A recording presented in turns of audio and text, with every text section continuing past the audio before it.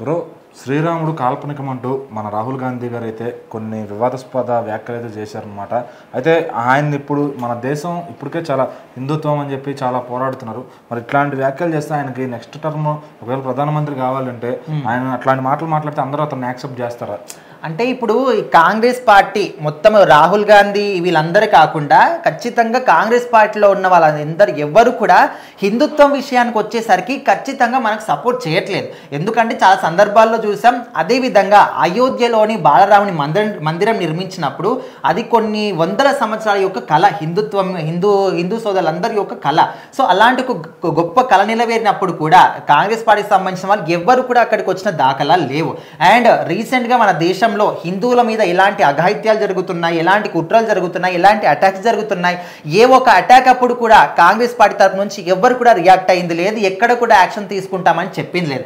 అంతెందుకు తెలంగాణలో కూడా కొన్ని గుళ్ళ మీద కొన్ని అటాకులు జరిగితే తెలంగాణ ప్రభుత్వం ఏ ఒక్కరు కూడా ఇంకా అక్కడికి వచ్చిన భక్తుల మీదే దాడి చేయించారు తప్ప ఎవరు కూడా దాడి ఎవరు చేశారు, వారి పట్టుకున్నారా, ఇప్పటికి వరకు ఏ ఒక్క దాఖలాలు కూడా లేవు. మరి కాంగ్రెస్ పార్టీకి హిందుత్వం అంటే ఎందుకు ఇంత చులకన? సో ఇప్పుడు అదే విధంగా రాహుల్ గాంధీ కూడా అమెరికాలోని బ్రౌన్ విశ్వవిద్యాలయంలో మాట్లాడుతున్న క్రమంలోనే శ్రీరాముని పాత్ర మీదనే ఇది కల్పనికం, ఒక కల్పించిన పాత్ర మాత్రమే అనే విధంగా కొన్ని వివాదమైనటువంటి వ్యాఖ్యలు చేయడం జరిగింది.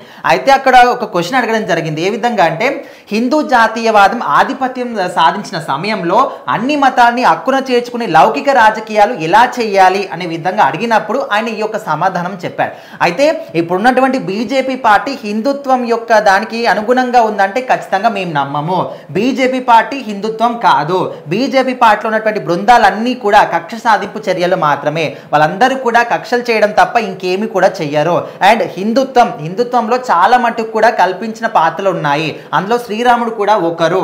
ఆయన క్షమిస్తారు, ఆయన ఒక దయాగుణం గల వ్యక్తి అని ఒక వైపు పొగుడుతూనే ఇంకొక వైపు ఆయన ఒక దేవుడు కాదనే విధంగా, ఆయన ఒక కల్పించిన పాత్ర మాత్రమే, ఏదో ఊహించుకున్న పాత్ర అనే విధంగా అందరికీ కూడా ఆయన ఎక్స్ప్లోర్ చేయడానికి ట్రై చేశారు. సో మరి ఇలాంటి వ్యాఖ్యలు ఎందుకు చేశారో ఇప్పుడు దేశవ్యాప్తంగా ఉన్నటువంటి హిందూ సోదరులు, అదేవిధంగా ముఖ్యంగా బీజేపీ పార్టీ తరపున మాత్రం ఈయన మాట్లాడిన ఈ వ్యాఖ్యల పట్ల తీవ్రంగా అసంతృప్తితో ఉన్నారు. అంటే మీరు ఒక ప్రధానిగా రాణించాలని ఎప్పటి నుంచో కూడా ప్రయత్నిస్తున్నారు. ఎన్నో అంటే అన్ని చోట్లకి వెళ్ళి మీరు పాదయాత్రలు చేయడం కావచ్చు, ప్రజల అవసరాలు తెలుసుకోవడం కావచ్చు, వాళ్ళ ప్రాబ్లమ్స్ తెలుసుకోవడం కావచ్చు, అన్నీ చేస్తున్నారు. కానీ మీరు ప్రధాని కావాలంటే హిందుత్వం అని, క్రిస్టియానిటీ అని, ముస్లిమ్స్ అని ఈ విధంగా డివైడ్ చేసి మాట్లాడడం కాకుండా అందరూ నావాలనే విధంగా ఎప్పుడైతే మీరు హక్కున చేర్చుకుంటారో అప్పుడే ఖచ్చితంగా మీరు ఒక ప్రధాని అయ్యేటువంటి ముఖ్యమైనటువంటి ఒక ఆలోచన మీకు వస్తుంది. ప్రజలు కూడా మీకు అలాంటి ఒక స్థాయి ఇస్తారు. కానీ ఈ విధంగా హిందువుల గురించి ఈ విధంగా ఎందుకు మాట్లాడుతున్నారు, మీరు వెళ్ళిన ప్రతి చోట కావచ్చు అనే విధంగా చాలా మంది కూడా ఇప్పుడు అసంతృప్తితో ఉన్నారు.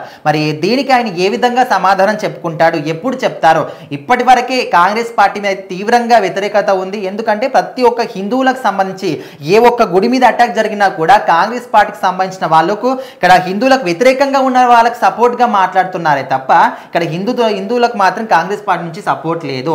అండ్ ముఖ్యంగా అంటే ఆ పార్టీ ఈ పార్టీ, ఆ మతం ఈ మతం అని కాకుండా ఇక్కడ మన హైదరాబాద్లో కావచ్చు ఎక్కడైనా కూడా ఒక ముస్లిం సోదరులకు సంబంధించి ఒక పండగ కానీ ఏదైనా వచ్చినప్పుడు వాళ్ళకు ఫుల్ సెక్యూరిటీ ఇస్తారు, వాళ్ళకి సంబంధించి అన్ని కూడా చేస్తారు. మరి మన హిందువులకు సంబంధించి ఏ ఒక్కటి ఏదైనా జరిగినప్పటికీ కూడా అక్కడ కనిపించినంత హై సెక్యూరిటీ ఇక్కడ కనిపించదు. ఎందుకు ఈ లోపం అనే విధంగా కూడా చాలా మంది ఇప్పుడు ఎదురు ప్రశ్నిస్తున్నారు. సో మరి దీని తర్వాత ఇప్పటివరకు ఉన్నటువంటి వ్యతిరేకత కాకుండా ఇంకా ఎక్కువగా పెరిగిపోయింది. మరి దీనికి ఏ విధంగా సమాధానం చెప్తారో చూడాలి.